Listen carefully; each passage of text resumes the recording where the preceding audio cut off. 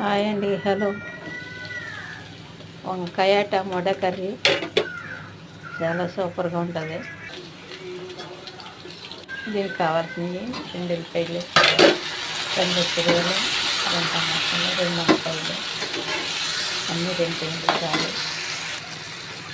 చాలా సింపుల్గా చేసుకునే కర్రీ ఇది.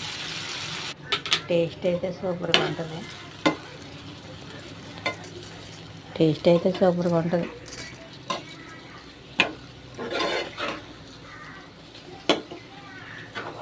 అన్నీ బాగా ఫ్రై చేసుకోవాలండి. బాగా ఫ్రై చేసుకొని వాటర్ వేసుకొని ఇంట్లో కొంచెం మసాలా పొడి వేసుకోవాలండి.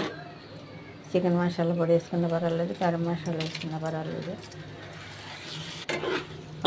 కంటే ఫ్రై చేసుకుంటే ఆ నూనె వచ్చే వరకు, నూనె తేలే వరకు అలా బాగా వేయించుకొని